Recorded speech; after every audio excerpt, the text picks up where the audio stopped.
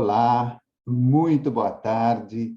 Neste domingo, dia 26 de setembro de 2021, estamos iniciando o nosso Encontros com a Paz, esta série do programa Espiritismo e Vida, onde estamos fazendo um estudo do livro Pão Nosso, psicografia do nosso querido Francisco Cândido Xavier, e ditado pelo Espírito de Emmanuel. Nós hoje vamos abordar e estudar o capítulo 10, que tem como título Sentimentos Fraternos. E logo no comecinho, Emmanuel coloca uma passagem de Paulo, na sua primeira carta aos Tessalonicenses, no capítulo 4, versículo 9, em que Paulo diz o seguinte: quanto, porém, à caridade fraternal, não necessitais de que vos escreva, visto que vós mesmos estáis instruídos por Deus, que vos ameis uns aos outros. E aí, Emmanuel aborda o tema e a passagem de Paulo, dizendo-nos o seguinte: forte contrassenso que desorganiza a contribuição humana no divino edifício do cristianismo é o impulso sectário que atormenta enormes fileiras de seus seguidores. Mais reflexão, mais ouvidos ao ensinamento de Jesus, e essas batalhas injustificáveis estariam para sempre apagadas. Ainda hoje, com as manifestações do plano espiritual na renovação do mundo, a cada momento surgem grupos e personalidades solicitando fórmulas do além para que se integrem no campo da fraternidade pura. Que esperam, entretanto, os companheiros esclarecidos para serem efetivamente irmãos uns dos outros? Que esperam, entretanto, os companheiros esclarecidos para serem efetivamente irmãos uns dos outros? Nós vamos parar aqui na metade do texto para começarmos a expor o nosso comentário da tarde de hoje, relendo novamente a passagem de Paulo, quando ele diz: quanto, porém, à caridade fraternal, não necessitais que vos escreva, visto que vós mesmos estáis instruídos por Deus, que vos ameis uns aos outros. Paulo faz uma advertência aos Tessalonicenses, dizendo a eles que não é necessário escrever nada, que não é necessário mandar-lhes nenhum tipo de carta, como um roteiro para que os sentimentos internos de cada um sejam verdadeiramente fraternos.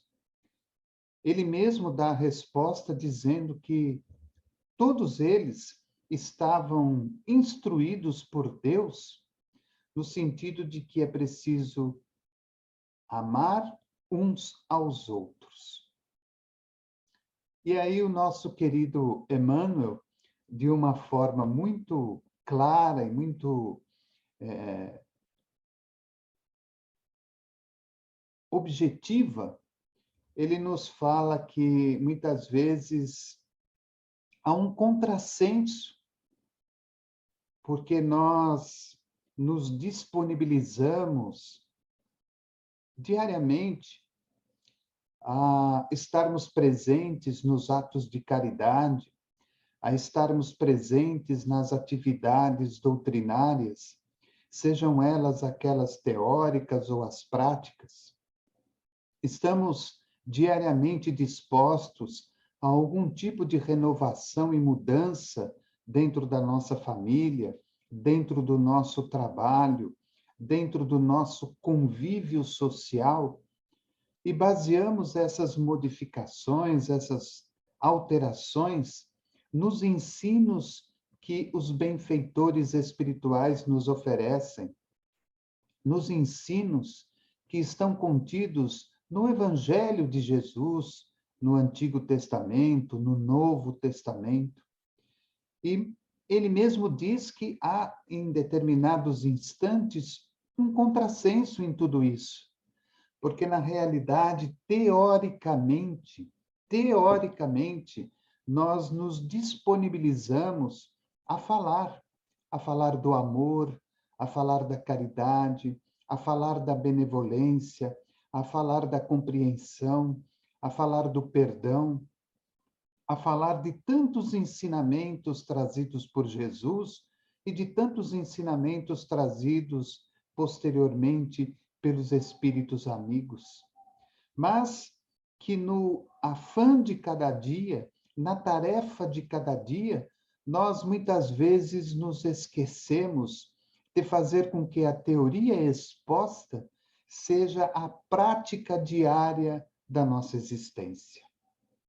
E a prática diária da nossa existência pede-nos para que essa teoria que aprendemos, ela esteja embutida, ela esteja anexada nas palavras, nas ações, nos olhares, no ouvir, nos sentimentos, da qual fazem parte da nossa tarefa, desde o instante em que acordamos pela manhã e saímos para as nossas obrigações do mundo, até o instante em que vamos nos deitar e aí realizamos o nosso agradecimento, a nossa revisão do que foi bom e do que pode ser melhorado.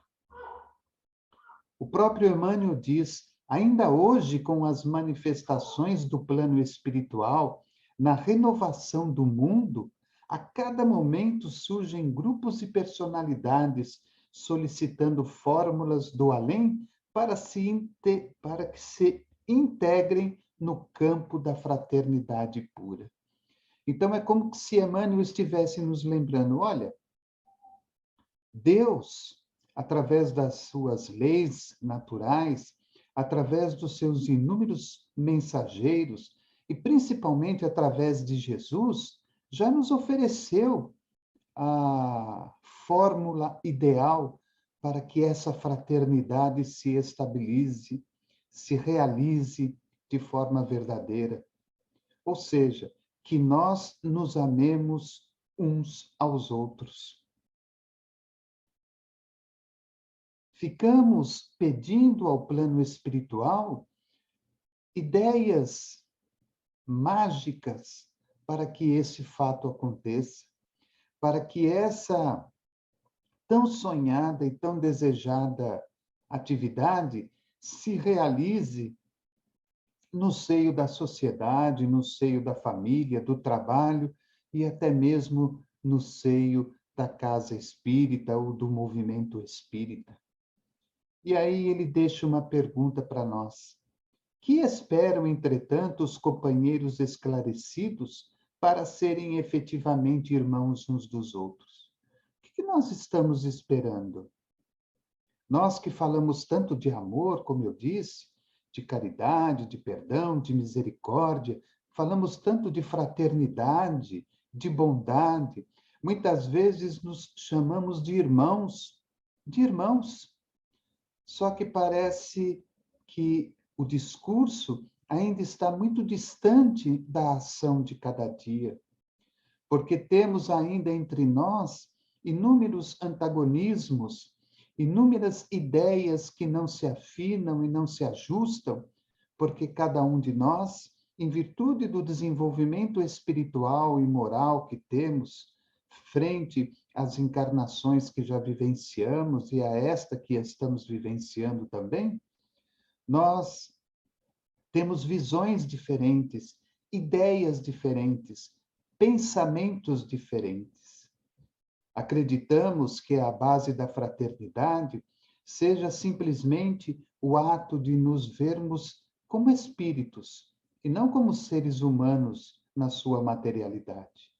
Porque quando nós nos olhamos como espíritos e compreendemos profundamente a questão da vida espiritual, da sua continuidade, nós entendemos que cada um de nós, mediante a sua experiência reencarnatória, sejam essas experiências positivas ou negativas, cada um de nós tem uma visão diferente, por exemplo, do céu, da lua, do sol, da vida, das pessoas, dos assuntos.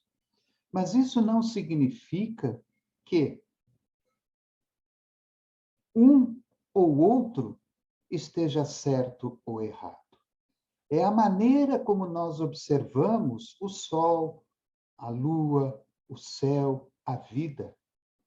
E quando nos aceitamos nas diferenças que temos uns com os outros, começamos então aí a efetivar os sentimentos fraternos dentro de cada um de nós. É a aceitação, é a compreensão de que somos diferentes, sim. Apesar de sermos espíritos eternos e apesar de estarmos vivenciando uma experiência material aqui no planeta Terra, somos diferentes. Podemos individualmente ver o Sol de forma diferente, mas isso não significa que a visão de um seja melhor ou pior do que a visão do outro. Se de uma forma fraterna, se de uma forma amorosa, nós juntarmos as duas visões e procurarmos tirar dela um consenso equilibrado para o melhorar a vida do próximo, estaremos assim cumprindo aquilo que Deus nos ofereceu como ensinamento, que é o amai-vos uns aos outros. Talvez poderíamos chegar à conclusão, não de uma forma definitiva, mas de uma forma provisória, que ainda não conseguimos nos amar verdadeiramente. Falamos de amor, mas esbarramos muitas vezes nas contrariedades existentes na outra pessoa. Porque a vida material, as questões materiais, elas ainda imperam sobre cada um de nós. Então, em vez de olharmos o espírito, olhamos a matéria. E com isso, as barreiras se tornam mais visíveis aos nossos olhos. E aí, repetindo a pergunta de Emmanuel, que esperam, entretanto, os companheiros esclarecidos para serem efetivamente irmãos uns dos outros? O que nós estamos esperando? Tanto conhecimento, tanta informação, tantos mensageiros da vida maior, tantos espíritos trazendo mensagens para nós, tantos livros. E não estou aqui falando simplesmente do caminho do espiritismo, mas dentro do budismo, dentro do Hare Krishna, dentro da civilização japonesa, egípcia, grega, chinesa, indiana, enfim, tantos mensageiros, tantos ensinamentos. E por que será que ainda nós temos uma dificuldade tão grande de sermos irmãos uns dos outros? E aí ele continua dizendo: muita gente se esquece de que a solidariedade legítima escasseia nos ambientes onde é reduzido o espírito de serviço e onde sobra a preocupação de criticar. Olha que interessante. Muita gente se esquece de que a solidariedade legítima escasseia nos ambientes onde é reduzido o espírito de serviço e onde sobra a preocupação de criticar. Essa lição é muito atual, é para todos nós, para mim, para você que está nos assistindo, para todos nós. Deixamos de lado o serviço de espírito íntimo, com a vontade de servir, para colocar no lugar a preocupação excessiva em criticar, em apontar defeitos, em ver os erros. Damos mais vazão ao negativismo, ao não, ao ruim, do que aquilo que a pessoa possa ter feito. Muitas vezes a pessoa ela faz exatamente aquilo que ela pode, aquilo que ela tem conhecimento, aquilo que ela pode oferecer. E nós, muitas vezes, em vez de enaltecermos o esforço daquela pessoa, porque ela ofereceu o máximo que ela podia, nós criticamos, acreditando que ela poderia ter feito melhor, que ela poderia ter feito mais. Falta desse sentimento fraterno de nos amarmos uns aos outros. E aí Emmanuel continua: instituições notáveis são conduzidas à perturbação e ao extermínio em vista da ausência do auxílio mútuo, no terreno da compreensão, do trabalho e da boa vontade. Então, instituições notáveis são muitas vezes conduzidas a uma perturbação interna e muitas vezes até o extermínio, porque falta dentro delas a compreensão, o trabalho e a boa vontade. Compreensão, trabalho e boa vontade. Compreensão de que juntos podemos fazer melhor. Trabalho, o trabalho para todos. Cada um dentro de uma tarefa específica que mais lhe agrade, que mais lhe faça ser feliz e útil para a comunidade, para o grupo. E a boa vontade. Fazermos de boa vontade, sem nenhum tipo de obrigação, sem nenhum tipo de exigência de que temos que ser melhor do que os outros. Aí ele continua: falta de assistência? Emmanuel nos chama atenção. Falta de assistência? Ou seja, nós temos o direito de reclamar falta de assistência? Aí ele mesmo responde: não. Toda obra honesta e generosa repercute nos planos mais altos, conquistando cooperadores abnegados. Então, quando nós nos utilizamos da compreensão, do trabalho bem feito e da boa vontade, esse ideal repercute nos planos mais altos da espiritualidade. E aí, por mérito e por bondade dos Espíritos, de Jesus e de Deus, que é o nosso Pai Criador, nós recebemos a visita de cooperadores abnegados, que vão procurar nos intuir, que vão procurar nos inspirar e procurar fazer com que essa tarefa que estejamos realizando, ela se torne cada vez maior e cada vez mais efetiva, para o nosso benefício e para o benefício de todos aqueles que vão recebê-la. Falta de assistência? Não. Toda obra honesta e generosa repercute nos planos mais altos, conquistando cooperadores abnegados.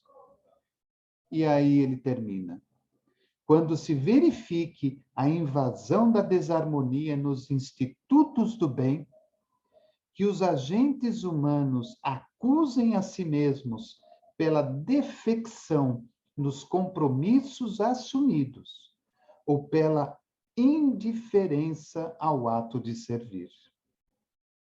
E que ninguém peça ao céu determinadas receitas de fraternidade, porque a fórmula sagrada e imutável permanece conosco no amai-vos uns aos outros. Então, repetindo, quando se verifique a invasão da desarmonia nos institutos do bem, que os agentes humanos acusem a si mesmos pela defecção nos compromissos assumidos ou pela indiferença ao ato de servir. Então, quando isso acontecer, a desarmonia, a desordem, a falta de compreensão, que nós nos acusemos a nós mesmos. Porque o que falta em nós é o amai-vos uns aos outros, que é a lei do sentimento fraterno que deve existir de nós para com a vida, para com as pessoas. E que ninguém peça ao céu determinadas receitas de fraternidade, porque a fórmula sagrada e imutável permanece conosco no amai-vos uns aos outros.